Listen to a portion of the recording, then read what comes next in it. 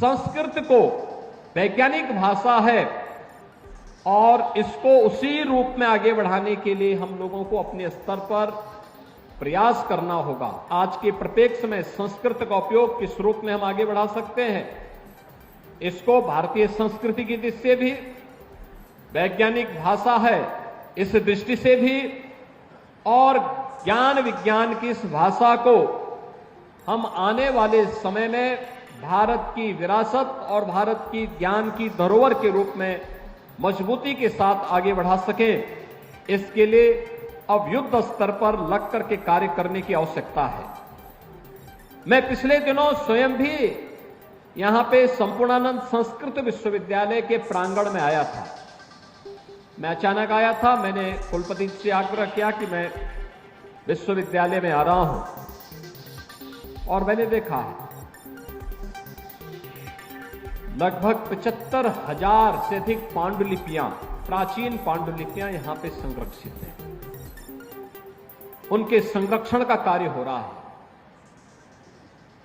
विशिष्ट शोध अलग अलग विषयों पर जो यहां पर हुए हैं उसको लेकर के हमें और भी अच्छे ढंग से कार्य को आगे बढ़ाने की आवश्यकता है।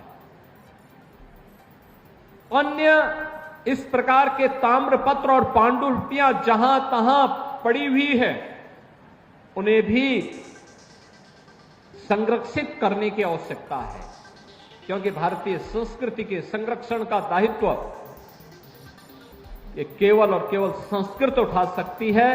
संस्कृत के प्रति अनुराग रखने वाले लोग उठा सकते हैं। संस्कृत के प्रति श्रद्धा का भाव रखने वाले आज का युवा उठा सकता है।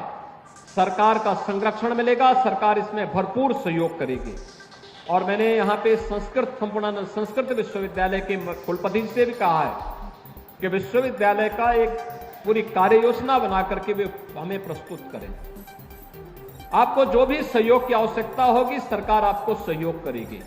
और संपूर्णानंद संस्कृत विश्वविद्यालय के पुरातन गौरव को पुनर्स्थापित करना है। दुनिया का हर वह व्यक्ति जो मानवता का पक्षधर है, जो वास्तव में सर्वांगीण विकास का पक्षधर है, वह संस्कृत का हिमायती है। आज की जो आधुनिक तकनीक आई है, इस तकनीक ने भी स्वीकार किया है कि चाहे वह कंप्यूटर साइंस हो, चाहे वह आर्टिफिशियल इंटेलिजेंस हो, ये सब इस बात को स्वीकार करते हैं कि इसके सबसे सहज और सरल माध्यम कोई एक भाषा बन सकती है तो वह संस्कृत बन सकती है। इसके लिए आप सबको अपने आप को तैयार करना होगा। आप सबको इसके लिए अपने आप को तैयार करना होगा। और इसीलिए इस आधुनिक और पुरातन परंपरा को जोड़ने के लिए, विरासत को विकास के साथ जोड़ने के लिए प्रधानमंत्री मोदी जी के नेतृत्व में देश के अंदर जो अभिनव प्रयास हुए हैं, उसका केंद्र बिंदु फिर से हमारी आध्यात्मिक और सांस्कृतिक राजधानी काशी बने। काशी से संदेश फिर से जाए, इस कार्यक्रम को हम मजबूती के साथ आगे बढ़ा सकें, यह आज की सबसे बड़ी आवश्यकता है। जितने प्राचीन परंपरा उतने ज्यादा पर्व और त्योहार। आखिर पर्व और त्योहार तो उन्हीं के पास होंगे जिनकी विरासत जितनी प्राचीन होगी। अभी धनतेरस से लेकर धन्वंतरी जयंती से लेकर के और आगे छठ तक पूरा समारोह पे समारोह होते हुए दिखाई देंगे। सर्वत्र एक उल्लास होगा, खुशी होगी, और एक खुशी संस्कृत के समर्थकों के मन में भी, भारतीय संस्कृति के प्रति अनुराग का भाव रखने वाले हर व्यक्ति के अंदर भी दिखनी चाहिए। और उसी भाव के साथ आज मुझे यहां संपूर्णानंद संस्कृत विश्वविद्यालय के प्रांगण में आप सभी संस्कृत जनों के साथ में, सुधी जनों के साथ में आज संवाद करके इस कार्यक्रम का शुभारंभ करते हुए मुझे प्रसन्नता की अनुभूति हो रही है। सज्जनों, जब हम संस्कृत की बात करते हैं तो मैं यहां पर महर्षि अरविंद की कुछ बातों को आपके सामने रखना चाहता हूं। एक बार उनसे पूछा गया कि भारत का सबसे बड़ा खजाना क्या है। महर्षि अरविंद बचपन में ही उनके पिता ने उन्हें पढ़ाई करने के लिए इंग्लैंड भेज दिया था, विदेशों में पढ़े थे। लेकिन जब वापस आए, भारत के बारे में उन्होंने जानकारी ली, भारत के मूल तत्व को उन्होंने जाना, तो उन्होंने पहले ब्रिटिश हुकूमत की चाकरी करने से इनकार कर दिया। फिर उन्होंने कहा कि मैं भारत के लिए कुछ विशिष्ट करूंगा, इसके लिए वह क्रांतिकारी अभियान के साथ जुड़े और बाद में पांडिचेरी में जाकर के एक आश्रम बना करके भारत की आध्यात्मिक परंपरा को आगे बढ़ाने के लिए अरविंद आश्रम के माध्यम से उन्होंने अपने कार्य को आगे बढ़ाया। महर्षि अरविंद से जब पूछा गया कि आखिर क्या है भारत का सबसे बड़ा खजाना, तो उन्होंने कहा कि अगर कोई मुझसे पूछे कि क्या है भारत का सबसे बड़ा खजाना, उसकी सबसे बड़ी विरासत क्या है, तो मैं बिना किसी संकोच के जवाब दूंगा कि संस्कृत भाषा और उसका साहित्य हमारा सबसे बड़ा खजाना है। यह एक शानदार विरासत है और जब तक हमारे लोगों के जीवन को प्रभावित करती है, तब तक भारत की मूल प्रतिभा बनी रहेगी। यह यानी एक वह ऋषि जिन्होंने भारत की स्वतंत्रता का उद्घोष पहले ही कर दिया था, 1947 के पहले ही जिन्होंने कह दिया था कि जिस दिन मेरा जन्मदिन होगा, आगामी कुछ वर्षों में उस तिथि को यह भारत आजाद भी होने वाला है। ऐसे महर्षि अरविंद संस्कृत के बारे में इस प्रकार के उदात्त विचारों को हम सबके सामने रखते हैं। संस्कृत में विशेष शोध के लिए संस्कृत केवल देववाणी ही नहीं है, बल्कि यानी केवल यह इस लोक और परलोक में ही संवाद का माध्यम नहीं है, देवगणों से ही संवाद का माध्यम नहीं, बल्कि ये भौतिक जगत की तमाम समस्याओं का वैज्ञानिक रीति से सुलझाने का एक माध्यम भी बने, इस पर शोध करने के एक विशिष्ट कार्यक्रम को आगे बढ़ाने की आवश्यकता है। आपने देखा होगा, हम लोगों ने काशी हिंदू विश्वविद्यालय में एक वैदिक विज्ञान का एक केंद्र बनाया है। वैदिक विज्ञान का एक केंद्र भारत की प्राचीन संस्कृति पर विशिष्ट शोध को बढ़ावा देने के लिए, और मुझे लगता है संस्कृत को इसके शोध का केंद्र अपने आप को बनाना पड़ेगा।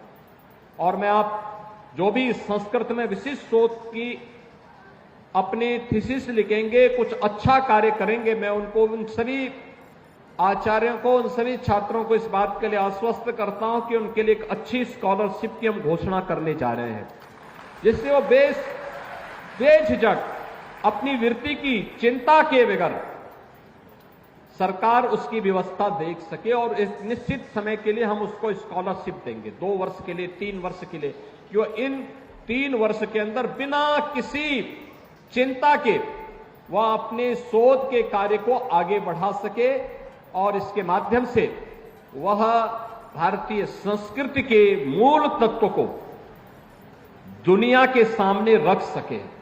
यह आज की सबसे बड़ी आवश्यकता है।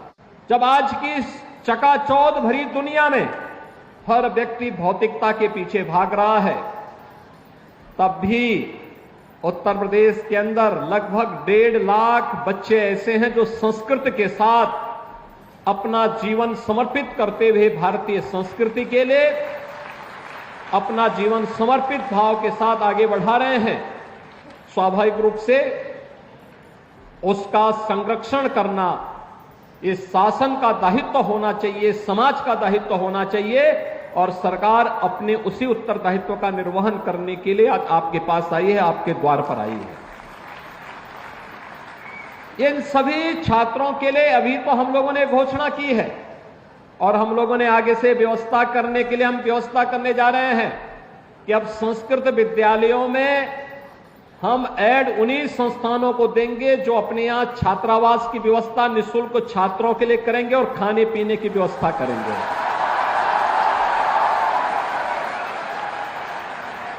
जहां पर भी कोई व्यक्ति, कोई आश्रम, कोई न्यास अच्छा छात्रावास बना के देगा, विद्यालय देगा, बच्चों के रहने खाने की निःशुल्क व्यवस्था करेगा, वहां हम अनुदान देकर के उस संस्थान को हम संस्कृत की मान्यता के लिए अच्छे आचार्यों की नियुक्ति करने के लिए एक स्वतंत्रता भी देंगे। और हमने कहा कि भाई युद्ध स्तर पर प्रदेश भर में इस प्रकार के विद्यालय खोलिए जो गुरुकुल की परंपरा को पुनर्जीवित कर सके।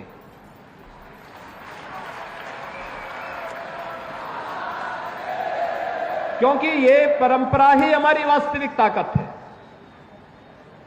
इस परंपरा ने ही भारत को विश्व गुरु के रूप में स्थापित किया। इस परंपरा के कारण ही विपरीत परिस्थितियों में भी भारतीय संस्कृति, हमारी सनातन संस्कृति तमाम झंझावतों का मुकाबला करते हुए भी आज जीवित बनी हुई है, सुरक्षित है और दुनिया का मार्गदर्शन करने के लिए आज प्रधानमंत्री मोदी जी के नेतृत्व में उठ खड़ी हुई है। मुझे आश्चर्य होता है, गरीब छात्रों के लिए छात्रवृत्ति होनी चाहिए, मिलनी चाहिए, वंचित छात्रों को ये छात्रवृत्ति मिलनी चाहिए, ये अभिनंदनीय प्रयास हुआ। लेकिन संस्कृत को क्यों उससे उपेक्षित किया गया, ये मैं नहीं समझ पाया। अभी तक संस्कृत के केवल 300 बच्चों के लिए स्कॉलरशिप की व्यवस्था थी और उसके लिए भी छात्रों को पता नहीं था, कोई आवेदन नहीं कर पाता था। कुल 300, 25 करोड़ की आबादी है। मैं आश्चर्यचकित करता था, संपूर्णानंद संस्कृत विश्वविद्यालय से जब प्रथमा, पूर्व मध्यमा, उत्तर मध्यमा की भी मान्यता प्राप्त होती थी, तब नेपाल और देश के अलग अलग जगहों के छात्र काशी में भी, गोरखपुर में भी अध्ययन करने के लिए आते थे।